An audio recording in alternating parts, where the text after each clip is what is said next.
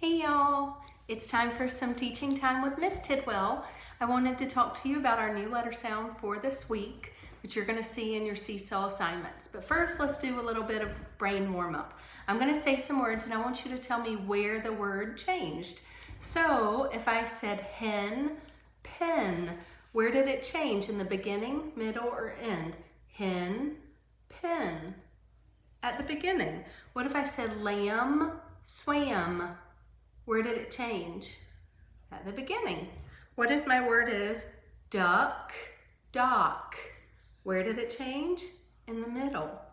How about goose, loose? The beginning it changed. How about coop, cool? It changed at the end. How about home, whole? At the end it changed. Beat, bean. It changed at the end. Bad, bed. In the middle is where it changed.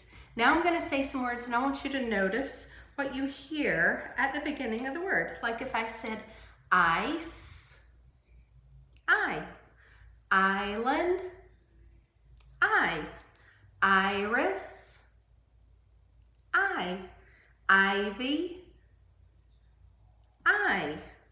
Now I'm going to say some words. This time I want you to notice what you hear in the middle. So if I said pint, I. Wild, I. Blind, I. Child, I. What did you notice that was the same about those words? They said I. Do you have an idea as what our letter sound is going to be this week? If you said I, you are correct.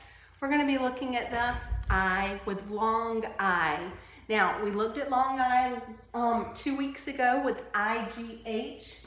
It does not say, oops, it's wiggly. It does not say IGH with I.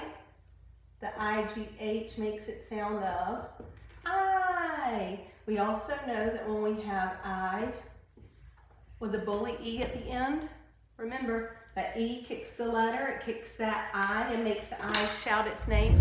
I am going to sign up a little bit because I'm not so sure if you see it very well. I might have to change out my marker color so you can have a better view of it. Come a little closer, Bloop. Okay. So, let me trade that out. We had IGH that says I, and with the bully E that says bloop, I. Ooh, I'm kicking that high knee. So for today, I want to remind you with the letter I, the short I sound says like icy igloo, I. But it's a vowel, so it makes more than one sound. More than one sound. More than one sound. So this week we're going to look at other letters that make the sound of I when an I is by itself. And we see that when we have an IND and when we have ILD. When the I is with these letters, this I here becomes long and shouts its name. Let's look at a few that do that with some blending. You ready? Let me give us a little bit more room. Here we go. Sound. Sound. I. Rind. Rind. Now a rind is like the shell part of some fruits like a watermelon or a cantaloupe. It's the part that you don't eat. That's called the rind. How about this one? Sound. I. Kind. Kind. How about this one? Sound. I. Mind. Mind. And sound. I. mild. Mild. Look at that. One little letter that changes the whole word. Mild. Sound. Ch. I. Child. Child. And sound. Wa. I. Wild. Wild.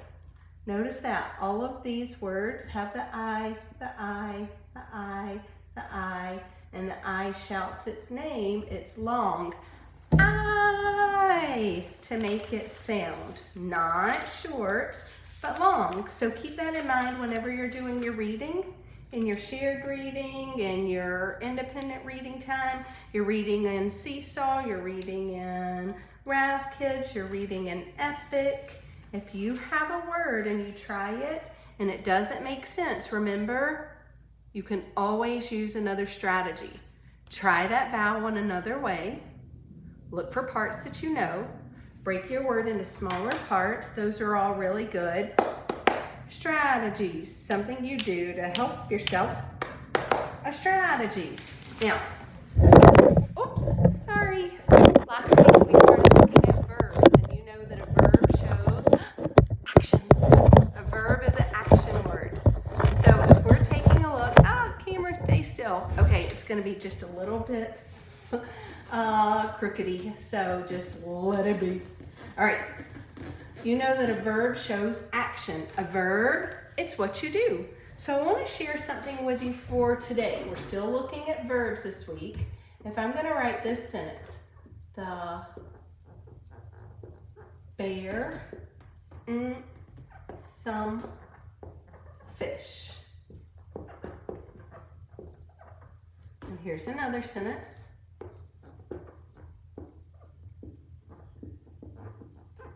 The bears some fish.